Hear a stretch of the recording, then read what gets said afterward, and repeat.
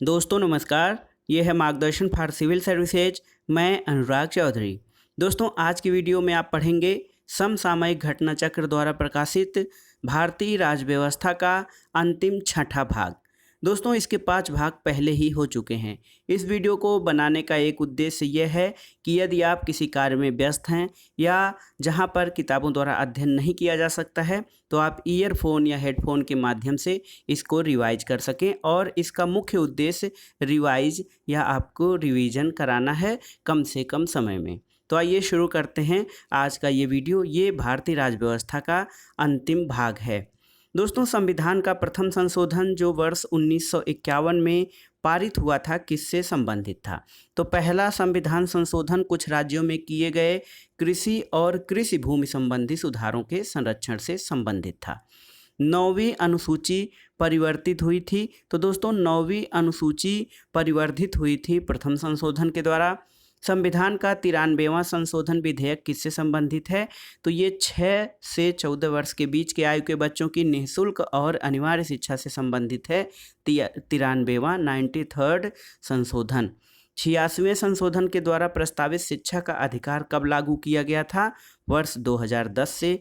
अन्य पिछड़ा वर्ग को शिक्षण संस्थाओं में प्रवेश के लिए 27% का आरक्षण दिया गया है 93वें संशोधन के अंतर्गत। अगला प्रश्न सुमेलन से संबंधित है दोस्तों। 69वां संविधान संशोधन, दिल्ली को राष्ट्रीय राजधानी क्षेत्र का दर्जा। 75वां राज्य स्तरीय किराया अधिकारियों की स्थापना। 80वां संविधान संशोधन, 10वें वित्त आयोग की सिफारिशों को स्वीकारना। और 83वां संविधान संशोधन, अरुणाचल प्रदेश में पंचायतों में अनुसूचित जातियों हेतु कोई आरक्षण नहीं है क्योंकि वहाँ इनकी प्रभावकारी संख्या नहीं है। यहाँ का समाज आदिवासी समाज है। अगला प्रश्न है अनुच्छेद 19(1)(c) में सहकारी समितियां शब्द जोड़ा गया था। तो सहकारी समितियां शब्द अनुच्छेद 19(1)(c) में 97वें संशोधन अधिनियम 2011 द्वारा जोड़ा गया था। दिल्ली को राष्ट्रीय राजधानी क्षेत्र का दर्जा या नेशनल कैपिटल रीजन NCR 69वें संविधान संशोधन द्वारा बना। और पहली बार संविधान में दल बदल विरोधी प्रावधान कब किया गया? तो ये 52वां यानी 52nd संविधान संशोधन था। भारतीय संविधान के प्राधिकृत हिंदी पाठ को संविधान संशोधनों में से प्रकाशित करने के लिए कब अधिकृत किया गया? तो ये 98वां संशोधन 1987 के द्वारा। मतदाता आयु घटाने से संबंधित जो संविधान संशोधन है वो कौन सा है दोस्तों? तो ये है 61वां संविधान संशोधन जो कि मतदाता की आयु 21 वर्ष से 18 वर्ष कर दी गई थी। संविधान का 79वां संविधान संशोधन किससे संबंधित है? तो लोकसभा और राज्यसभा राज्य विधानसभाओं में अनुसूचित जातियों और अनुसूचित जनजातियों के आरक्षण से। अगला प्रश्न है भारतीय संविधान की आधारभूत संरचना के सिद्धांत का तात्पर्य क्या है? तो दोस्तों आधारभूत संरचना का तात्पर्य यह है कि संविधान के कुछ लक्षण ऐसे हैं कि उनका निराकरण नहीं किया जा सकता या उनको परिवर्तित या हटाया नहीं जा सकता है। भारत के नागरिकों के मौलिक अधिकारों में संशोधन कौन कर सकता है? तो ये है संसद जो भारत के नागरिकों के मौलिक अधिकारों में परिवर्तन कर सकता है। सर्वोच्च न्यायालय ने पहली बार संसद की संविधान संशोधन शक्ति को कब सीमित किया? तो ये गोलकनाथ बनाम पंजाब राज्य के विवाद में। अगला प्रश्न है दोस्तों लघु संविधान किसे कहा जाता है? तो 42वें संविधान संशोधन 1976 को लघु संविधान कहा गया है। और यह प्राविधानित करता है कि कोई कानून जो राज्य के उन नीति निर्देशक तत्वों को जो अनुच्छेद 39B और C में वर्णित है प्रभावी बनाने के लिए पारित किया जाए। इस कारण से निरस्त नहीं किया जाएगा कि वह अनुच्छेद 14 और 19 में प्रदत्त अधिकारों का सीमित करता है। यह है दोस्तों 25वां संशोधन। संवैधानिक संशोधन में मौलिक कर्तव्यों को कब जोड़ा गया? तो ये 42वां संशोधन था। केंद्र और किसी राज्य में मंत्रिपरिषद का आकार क्रमशः लोकसभा के सदस्यों की कुल संख्या एवं उस राज्य की विधानसभा के सदस्यों की कुल संख्या के 15% से अधिक नहीं होगा। ये 91वां संविधान संशोधन में किया गया था जिसमें मंत्रियों की संख्या को सीमित किया गया। सिक्किम एक नया राज्य कब बना था? तो 36वें संविधान संशोधन द्वारा। मिजोरम को नया राज्य का दर्जा कब दिया गया? तो 53वें संविधान संशोधन द्वारा। शिक्षा का अधिकार प्रदान करने वाला एक नया अनुच्छेद 21A संविधान में कब जोड़ा गया? तो दोस्तों शिक्षा का अधिकार प्रदान करने वाला एक नया अनुच्छेद 21A 86वें संविधान संशोधन द्वारा जोड़ा गया। 2012 में भारत में संविधान में होने वाले 97वें संशोधन का सरोकार किससे है? तो ये सहकारी संस्थाओं के गठन का कार्य संचालन। अब आइए देखते हैं कुछ संशोधन और उनसे संबंधित विषय। 13वां संशोधन नागालैंड से संबंधित है। 18वां राज्य को पुनर्परिभाषित किया गया। 39वां संशोधन राष्ट्रपति, उपराष्ट्रपति, स्पीकर और प्रधानमंत्री के चुनाव को चुनौती नहीं दी जा सकती। और 52वां यानी 52 या 52nd जो अमेंडमेंट है वो दल बदल विरोधक अधिनियम से संबंधित है। अब आइए देखते हैं राजभाषा से संबंधित महत्वपूर्ण प्रश्न। यह व्यवस्था की गई है कि प्रत्येक राज्य शिक्षा के प्राथमिक स्तर पर मातृभाषा में शिक्षा की पर्याप्त सुविधाओं की व्यवस्था करने का प्रयास करेगा। अनुच्छेद 350 क के द्वारा। सही कथन है दोस्तों। तो बोडो संविधान की 8वीं अनुसूची में स्वीकृत भाषा है। अगला प्रश्न है भारतीय संविधान के अनुच्छेद 344 के तहत प्रथम राजकीय भाषा आयोग का गठन कब हुआ था? तो दोस्तों 1955 में BG खेर की अध्यक्षता में पहली बार राजकीय भाषा आयोग का गठन किया गया था। भारत के संविधान की 8वीं अनुसूची में इस संशोधन द्वारा 4 भाषाएं जोड़ी गई थीं। तो ये था संविधान का 92वां यानी 92nd संशोधन। संविधान की 8वीं अनुसूची में नहीं है तो भोजपुरी भाषा 8वीं अनुसूची में नहीं है। 71वें संशोधन से दोस्तों जो 71वें संशोधन से संविधान की 8वीं अनुसूची में 3 भाषाएं कौन कौन सी जोड़ी गई थी? नेपाली, कोंकणी और मणिपुरी। भारतीय संविधान की 8वीं अनुसूची में मान्य राजकीय भाषाओं की संख्या कितनी है? तो 8वीं अनुसूची में कुल 22 स्वीकृत भाषाएं हैं। संविधान में राज्य की राजभाषा या भाषाएं अपनाने की प्रक्रिया किसमें है? अनुच्छेद 345 में। संस्कृत भाषा को राज्य की द्वितीय राजभाषा का दर्जा प्रदान किया गया तो उत्तराखंड में। उत्तराखंड में संस्कृत को राज्य की द्वितीय राजभाषा का दर्जा प्रदान किया गया है, जैसे उत्तर प्रदेश में उर्दू को द्वितीय राजभाषा का दर्जा प्रदान किया गया है। भारत की सरकारी भाषा संबंधी प्रावधान का संशोधन कैसे हो सकता है? तो ये कम से कम 2/3 बहुमत से। संविधान के 8वीं अनुसूची में शामिल भाषाओं को बोलने वाले सर्वाधिक व्यक्ति किसके हैं? तो सबसे अधिक हिंदी भाषा बोलने वाले हैं, उसके बाद बंगाली भाषा। भारतीय भाषाओं को मातृभाषा के रूप में प्रयोग करने वालों का सही अवरोही क्रम क्या है? तो पहला है बंगाली, फिर तेलुगु, फिर मराठी और तमिल। हिंदी भाषी भारतीयों का प्रतिशत लगभग कितना है? तो ये लगभग 40% है। विश्व में सर्वाधिक बोलने वाले व्यक्ति किस भाषा के हैं? तो ये मंदारिन या चीनी भाषा है दोस्तों, ये इसके बोलने वाले सर्वाधिक हैं। भाषा बलूचिस्तान की है, किंतु भाषा शास्त्रीय दृष्टि से द्रविड़ परिवार की है, तो ये ब्राहुई भाषा है। अब आइए देखते हैं पंचायती राज और सामुदायिक विकास से संबंधित महत्वपूर्ण प्रश्न। दोस्तों पंचायती राज से बनने वाले प्रश्न हर परीक्षा में पूछे जाते हैं, आप इनको ध्यान से देखिएगा। पंचायतों की संरचना के बाबत उपबंध करने का अधिकार किसे है? तो ये राज्य के विधानमंडलों को। पंचायतों के संबंध में सही क्या है? तो भारत के संविधान के भाग 9 में पंचायतों को से संबंधित उपबंध हैं और उसे संविधान के 73वें संशोधन अधिनियम 1992 के द्वारा अंतः स्थापित किया गया था। पंचायत के चुनाव कराने का निर्णय किसके द्वारा लिया जाता है? तो राज्य सरकार द्वारा। पंचायती राज किस सूची में है? तो पंचायती राज का जो है सम्मेलन वो राज्य सूची में किया गया है। पंचायत चुनाव होते हैं प्रत्येक 5 वर्ष में और पंचायतों से संबंधित है तो राज्य निर्वाचन आयोग पंचायतों का चुनाव संपादित करेगा। सभी पंचायतों का कार्यकाल 5 वर्ष निर्धारित होगा। एक पंचायत के भंग होने के 6 माह के अंदर नया चुनाव कराया जाएगा। अगला प्रश्न है पंचायतों की वित्तीय स्थिति का पुनर्विलोकन करने के लिए वित्त आयोग का गठन कौन करता है? तो राज्य की जो वित्तीय आयोग का गठन है वो संबंधित राज्य का राज्यपाल करता है। भारत के संविधान में पंचायतों तथा नगर पालिकाओं से संबद्ध 73वें और 74वें संवैधानिक संशोधन जब हुए तो उस समय प्रधानमंत्री कौन थे? तो दोस्तों ये पंचायती राज को या पंचायतों को संविधान का दर्जा या संवैधानिक दर्जा प्रदान करने के लिए जो 73वां और 74वां संविधान संशोधन था उस समय भारत के प्रधानमंत्री PV नरसिम्हा राव थे। अगला प्रश्न है, पंचायतों एवं नगर पालिकाओं के संबंध में भारतीय संविधान में प्रावधान किया गया 1993 में।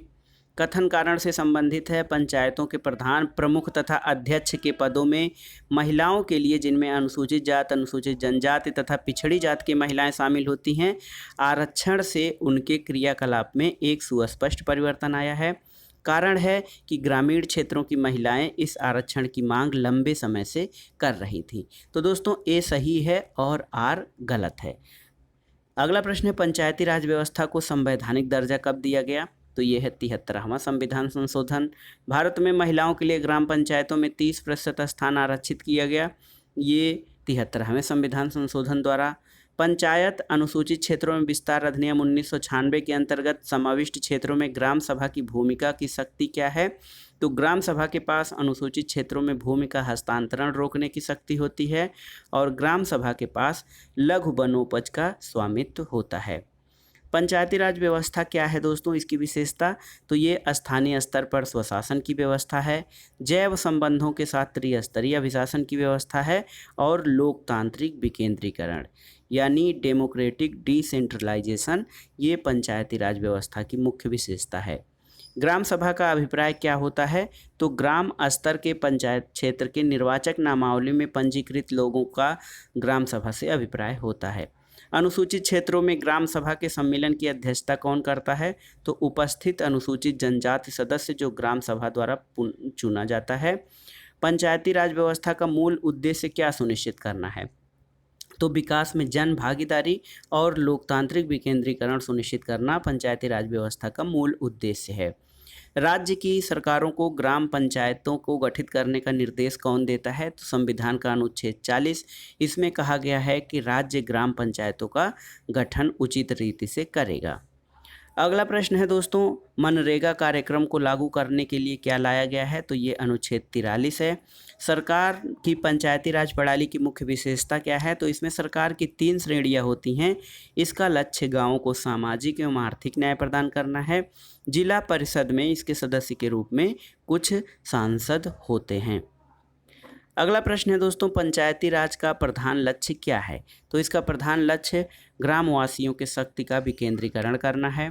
पंचायती राज से संबंधित सही कथन क्या है? तो ये पंचायती व्यवस्था को भारतीय ग्रामीण जीवन का युगों से एक अभिन्न अंग रहा है। यह एक त्रिस्तरीय जैविकीय रूप से जुड़ी संरचना है और भारत का संविधान अनुच्छेद 243 जी उसके महत्व को बढ़ाता है। अगला प्रश्न है, पंचायती राज का मुख्य उद्देश्य? तो लोगों को विकासमूलक प्रशासन में भागीदारी योग्य बनाना पंचायती राज का मुख्य उद्देश्य है। सफलतापूर्वक कार्य हेतु पंचायती राज को पूरे सहयोग की जरूरत किसकी पड़ती है? स्थानीय जनता की। और ये देखिए, CDP एवं NES के पुनर्गठन के लिए 1957 में NDC द्वारा स्थापित समिति का नाम बताइए जिसने ग्रामीण स्थानीय सरकार की त्रिस्तरीय प्रणाली का सुझाव दिया था। तो ये बलवंत राय मेहता समिति थे जिन्होंने ग्रामीण स्थानीय सरकार की त्रिस्तरीय प्रणाली का सुझाव दिया था। अब आइए देखते हैं जो समितियां हैं पंचायती राज संस्थाओं से, उससे सम्मिलित समितियां और उनके सुझाव। बलवंत राय मेहता त्रिस्तरीय पद्धति, अशोक मेहता द्विस्तरीय पद्धति, LM सिंघवी स्थानीय स्वशासन पद्धति और GVR राव प्रतिनिधित्व के तरीके में सुधार। बलवंत राय मेहता समिति की सिफारिशों के अनुसार पंचायती राज व्यवस्था सर्वप्रथम स्थापित की गई। तो ये सबसे पहले राजस्थान में स्थापित की गई।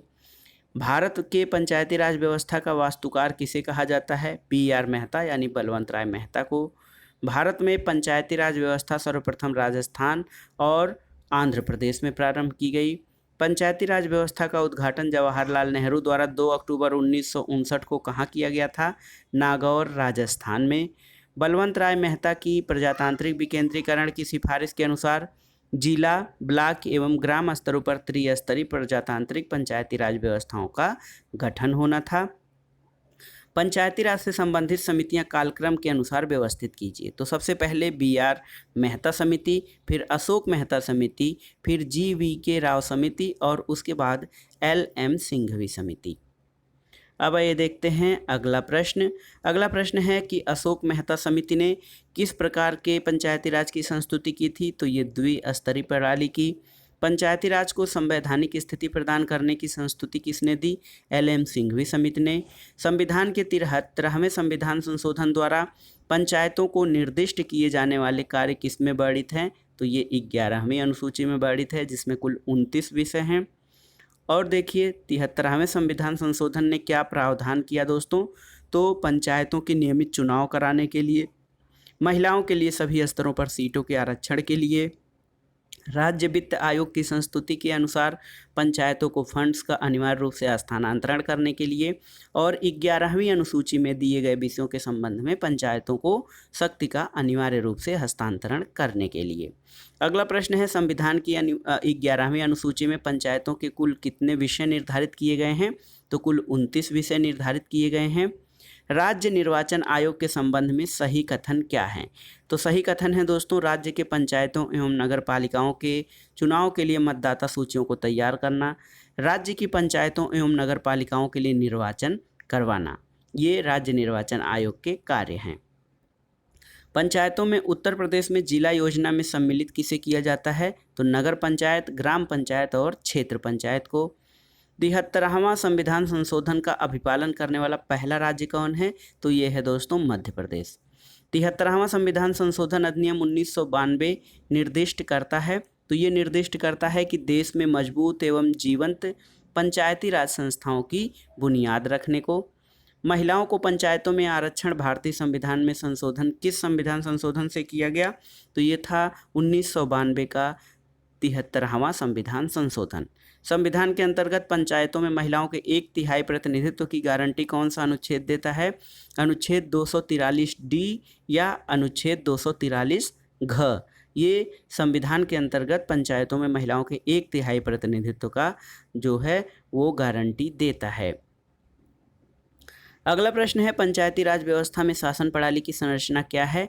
तो ग्राम, खंड और जिला स्तर पर स्थानीय स्वशासन की त्रिस्तरीय संरचना। और तृणमूल लोकतंत्र किससे संबंधित है? तो ये पंचायती राज पद्धति से संबंधित है।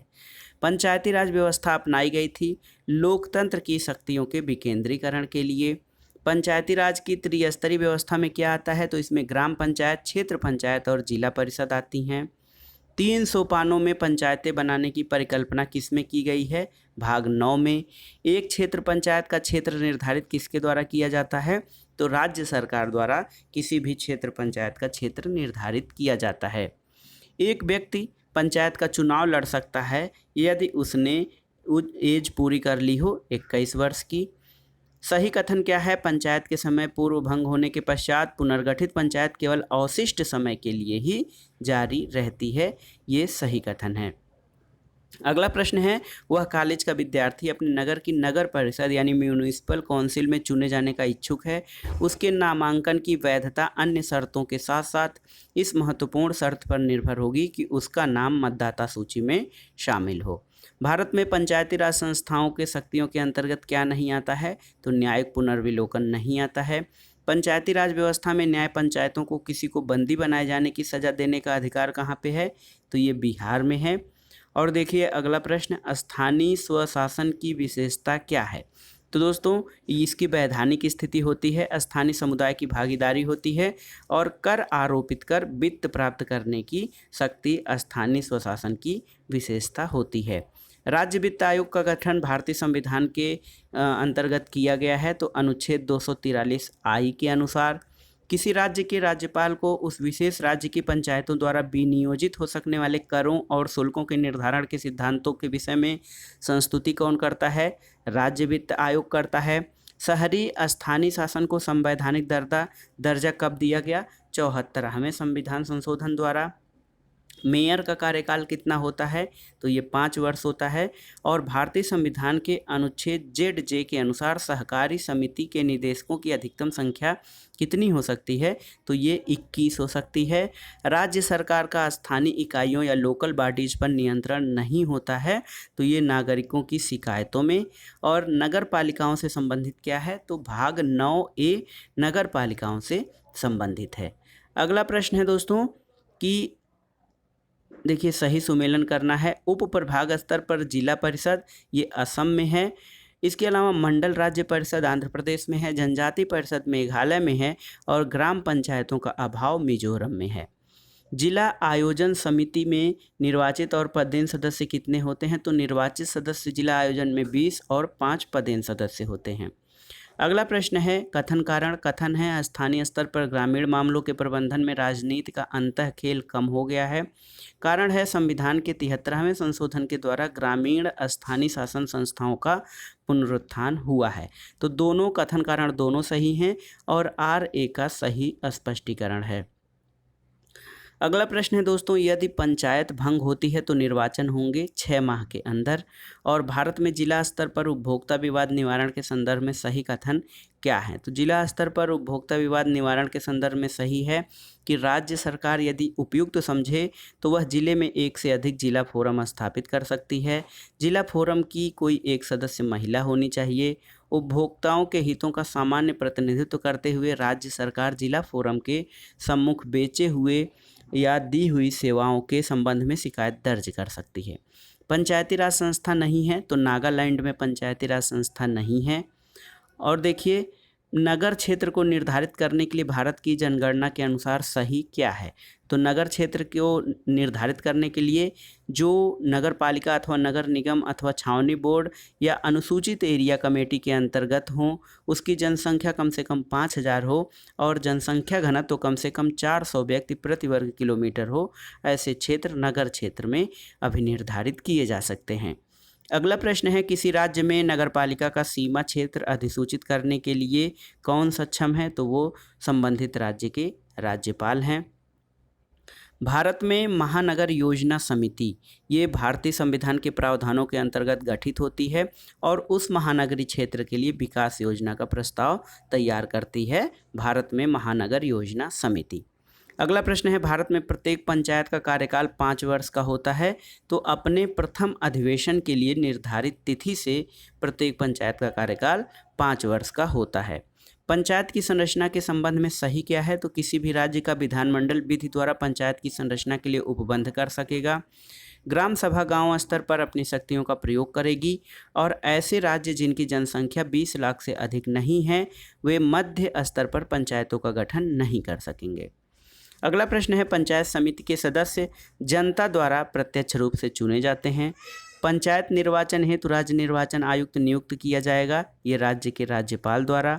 पंचायती राज प्रणाली में पंचायत समिति गठित होती है खंड स्तर पर और उत्तर प्रदेश में जिला पंचायत का अध्यक्ष निर्वाचित होता है, तो जिला पंचायत के सदस्यों द्वारा अपने में से ही जिला पंचायत अध्यक्ष निर्वाचित होता है। महात्मा गांधी राष्ट्रीय ग्रामीण रोजगार गारंटी अधिनियम के अंतर्गत लाभ प्राप्त करने का पात्र कौन है? तो ये किसी भी परिवार का वयस्क सदस्य मनरेगा के अंतर्गत लाभ प्राप्त करने का अधिकार है। मनरेगा में योजना बनाने, संपादन करने और क्रियान्वयन की जिम्मेदारी किसकी है? तो ये ग्राम पंचायत की है। और सामुदायिक विकास पहला स्थापित कार्यक्रम है राष्ट्रीय प्रसार सेवा। अब आइए देखते हैं कुछ वर्गों के लिए विशेष उपबंध से संबंधित महत्वपूर्ण प्रश्न। पहला कथन कारण है। कथन है अल्पसंख्यक शब्द भारत के संविधान में परिभाषा नहीं दी गई है। कारण है अल्पसंख्यक आयोग संवैधानिक निकाय नहीं है, तो ए और आर दोनों सही है, किंतु ए की सही व्याख्या आर नहीं करता है। सर्वाधिक अनुसूचित जनजातियां कहाँ पे हैं? तो दोस्तों मध्य प्रदेश में हैं सर्वाधिक अनुसूचित जनजातियां। और अनुसूचित जातियों और अनुसूचित जनजातियों के लिए एक राष्ट्रीय आयोग गठित करने का प्रावधान अनुच्छेद 338 और 338 ए के अंतर्गत किया गया है। याद रखिएगा, अनुसूचित जातियों और अनुसूचित जनजातियों के लिए एक राष्ट्रीय आयोग गठित करने का प्रावधान अनुच्छेद 338 और 338 ए के अंतर्गत किया गया है। अगला प्रश्न है अनुसूचित जातियों और अनुसूचित जनजातियों के संबंध में सही कथन क्या है? तो सही कथन है अनुसूचित जातियों और अनुसूचित जनजातियों की सूचियां प्रत्येक राज्य के लिए उस राज्य के राज्यपाल से परामर्श के बाद राष्ट्रपति द्वारा 1950 में जारी आदेश द्वारा बनाई गई हैं। इस सूची में संशोधन केवल संसद अधिनियम बनाकर कर सकती है और कोई जनजाति राज्य के केवल एक भाग के लिए अनुसूचित जनजाति घोषित की जा सकती है। अनुसूचित जनजाति का दर्जा क्या है? तो ये धर्मनिष्ठा से तटस्थ है और भारत के संविधान में लोकसभा में अनुसूचित जनजातियों के लिए व्यवस्था की गई है।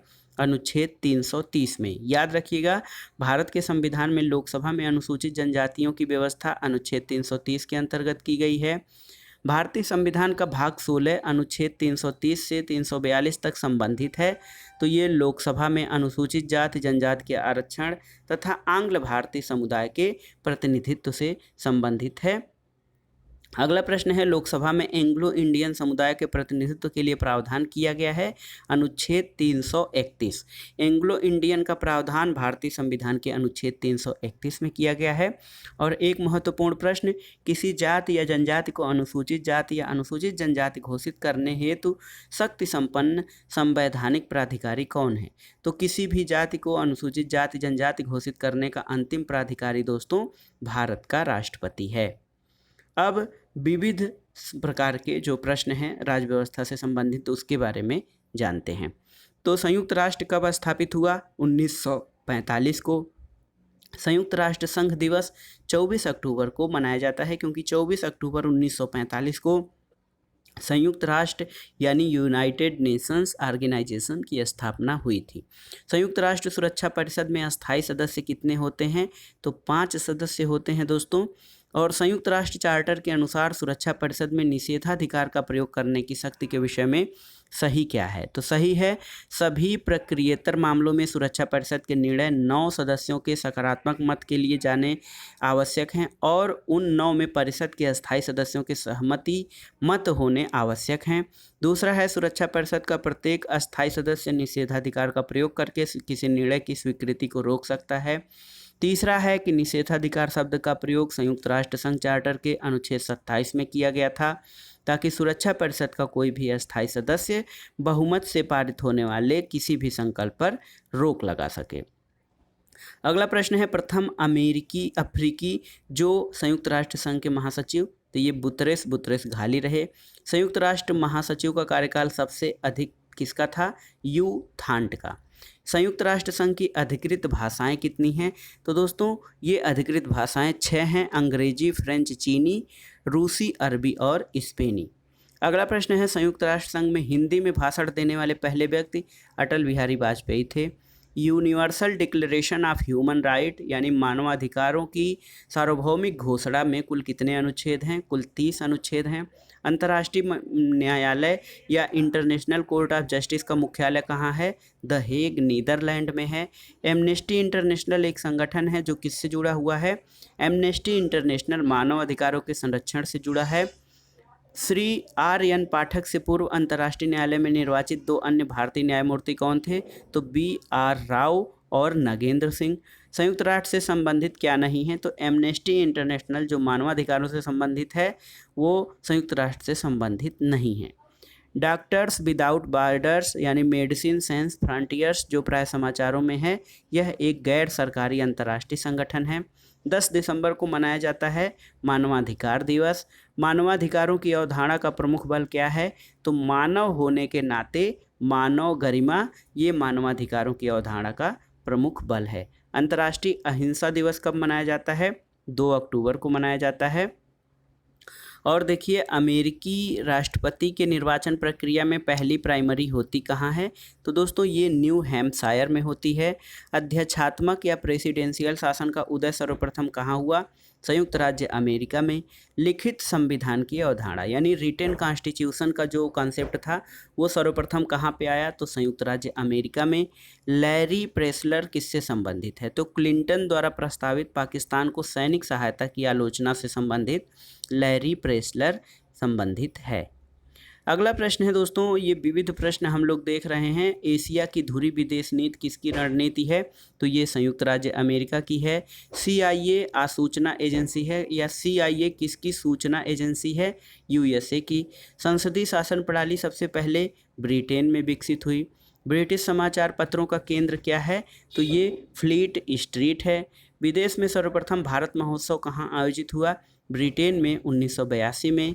और रूस की संसद क्या कहलाती है? तो ये फेडरल असेंबली कहलाती है। तास समाचार एजेंसी कहाँ की है? तो दोस्तों तास समाचार एजेंसी रूस की है। चीन की संसद किस रूप में जानी जाती है? नेशनल पीपुल्स कॉन्फ्रेंस के नाम से जानी जाती है। प्रिसलिंग नाम से जाना जाता है। तो चीन का राजनैतिक नेतृत्व प्रिसलिंग नाम से जाना जाता है। चीन की समाचार एजेंसी का नाम क्या है दोस्तों? तो न्यू चाइना न्यूज एजेंसी चीन की समाचार एजेंसी है। आईएसआई का पूरा नाम क्या है? Inter services intelligence. डान समाचार पत्र कहाँ का है? तो ये डान पाकिस्तान का समाचार पत्र है। मोसाद मोसाद इजराइल की गुप्तचर एजेंसी है दोस्तों। प्रथम भारतीय प्रधानमंत्री जिन्होंने अफगानिस्तान की यात्रा की थी पंडित जवाहरलाल नेहरू थे। जापान की संसद को क्या कहा जाता है? तो जापान की संसद को डाइट कहा जाता है। इस देश की सरकारी रिपोर्ट को येलो बुक कहा जाता है। तो येलो बुक दोस्तों फ्रांस की सरकारी रिपोर्ट कही जाती है। और राष्ट्रमंडल जो कॉमनवेल्थ है उसका कोई चार्टर, संघ या संविधान नहीं है। और वह अपराध जिसके घटित करने का प्रयास दंडनीय है और जिसके पूर्ण होने पर अपराधी को दंडित नहीं किया जा सकता, वो आत्महत्या है। फोर्थ स्टेट या चतुर्थ स्तंभ किसे कहा जाता है? तो प्रेस को फोर्थ स्टेट कहा जाता है। पंचशील का सिद्धांत क्या है? तो शांतिपूर्ण सहअस्तित्व, एक दूसरे की भूभागीय अखंडता और संप्रभुता का सम्मान, एक दूसरे के आंतरिक मामलों में हस्तक्षेप न करना, ये पंचशील का सिद्धांत है। अगला प्रश्न देखते हैं दोस्तों। अगला प्रश्न, संविधानेतर अधिकार का अर्थ क्या है? तो वह शक्ति जो संविधान सम्मत नहीं है उसे संविधानेतर अधिकार कहा जाता है। अब आइए देखते हैं सही गठन। उच्च न्यायालय के न्यायाधीश अपने पद पर 62 वर्ष की आयु तक रह सकते हैं। जिस राजनीतिक दल को 4 या अधिक राज्यों में मान्यता प्राप्त होती है वह राष्ट्रीय स्तर का दल होता है। और कोई विधेयक धन विधेयक है या नहीं इसका निस्तारण लोकसभा अध्यक्ष करता है। और संज्ञेय अपराध वह अपराध है जिसमें बिना वारंट अपराध गिरफ्तारी की जा सकती है। ये सभी कथन सही हैं। जिला दंडनायक के रूप में कलेक्टर की शक्तियां क्या हैं? तो कानून व्यवस्था बनाए रखना, पुलिस पर नियंत्रण रखना और विदेशियों के पारपत्रों की जांच करना, या ये जिला मजिस्ट्रेट के रूप में जिला कलेक्टर की शक्तियां हैं। अगला प्रश्न सुमेलन से संबंधित है। कानून के समक्ष समानता नागरिकों और गैर नागरिकों सभी को प्राप्त है। नए राज्यों का निर्माण, तो ये संसद की शक्ति है। और सरकारी नौकर में अक्सर केवल भारतीय नागरिकों को प्राप्त करने की समानता है। सरोज जयवाला विख्यात हैं, तो अग्रणी अंतर्राष्ट्रीय विधि विशेषज्ञ के रूप में सरोज जयवाला विख्यात हैं। वह भारतीय जिनको अंतर्राष्ट्रीय युद्ध विरोधी संगठन का अध्यक्ष 1988 में नियुक्त किया गया था, नारायण देसाई को। और भारत का उपराष्ट्रपति दोस्तों राज्यसभा का जो है सभापति होता है। भारत का नियंत्रक एवं महालेखा परीक्षक लोक लेखा समिति का जो सहायक होता है। भारत का महाधिवक्ता उच्चतम न्यायालय में बैठता है। और भारत का महान्यायवादी लोकसभा की बैठकों में भाग ले सकता है। अगला प्रश्न है सीमा प्रबंध विभाग केंद्रीय मंत्रालयों में से किस एक का विभाग है? तो दोस्तों सीमा प्रबंध विभाग ये गृह मंत्रालय का विभाग है। मानव संसाधन विकास मंत्रालय में कौन कौन से विभाग हैं? तो आरंभिक शिक्षा और साक्षरता विभाग, माध्यमिक शिक्षा और उच्च शिक्षा विभाग और तकनीकी शिक्षा विभाग, ये मानव संसाधन विकास मंत्रालय के विभाग हैं। ये आपको याद रखने की ज़रूरत है कि मानव संसाधन विकास मंत्रालय का नाम बदलकर अब शिक्षा मंत्रालय कर दिया गया है। अगला प्रश्न है खाद्य और पोषण मंडल भारत सरकार के अधीन कार्यरत है, तो ये मानव संसाधन विकास मंत्रालय के अधीन है। कथन और कारण है भारतीय संविधान मूलतः संघात्मक स्वरूप का है। कारण है अनुच्छेद 352 में राज्यों में संवैधानिक तंत्र की विफलता की दशा के प्रावधान हैं। तो दोस्तों कथन सही है और कारण गलत है। अनुच्छेद 352 में नहीं, अनुच्छेद 356 में राज्यों के संवैधानिक तंत्र की विफलता का प्रावधान है। भारतीय प्रेस काउंसिल एक अर्ध न्यायिक वैधानिक संस्था है।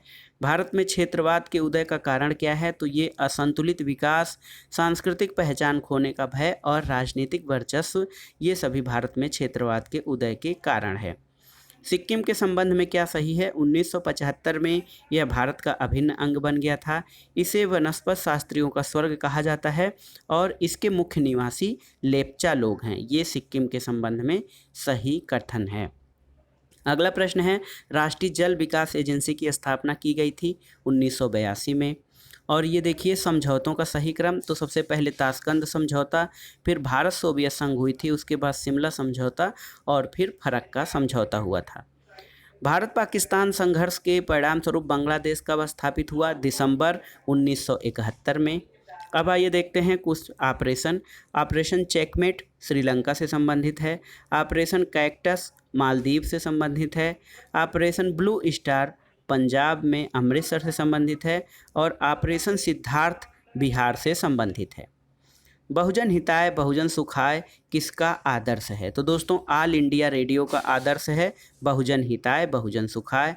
भारत की संसदात्मक व्यवस्था केंद्रीयता से संघवाद की ओर खिसकी 1980 के दशक में।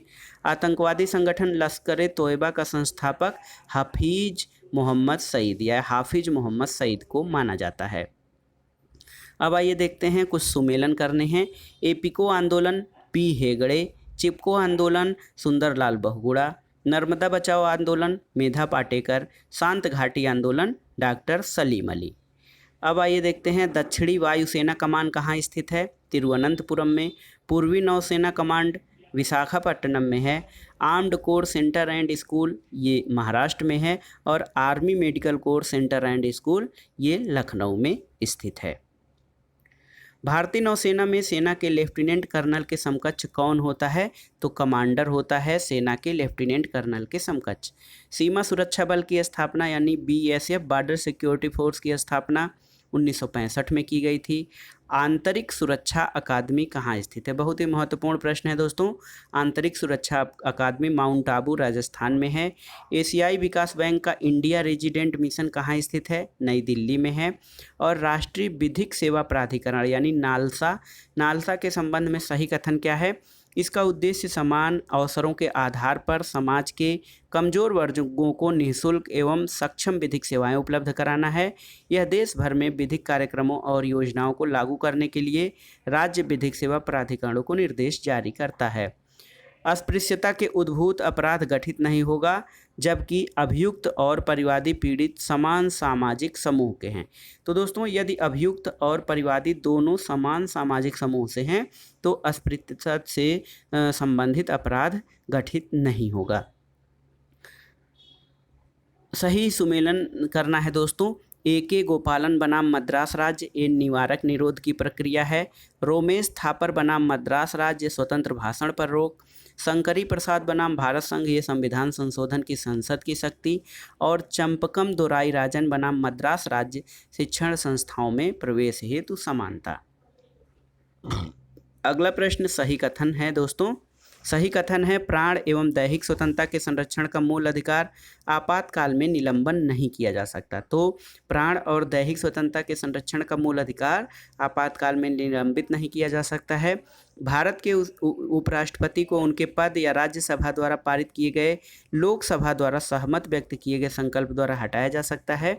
और वर्तमान में राज्यसभा में विपक्ष के नेता गुलाम नबी आज़ाद हैं। तो ये करंट का प्रश्न है दोस्तों। लेकिन दो कथन ऊपर के कि प्राण एवं दैहिक स्वतंत्रता के संरक्षण का मूल अधिकार आपातकाल में भी निलंबित नहीं किया जा सकता है।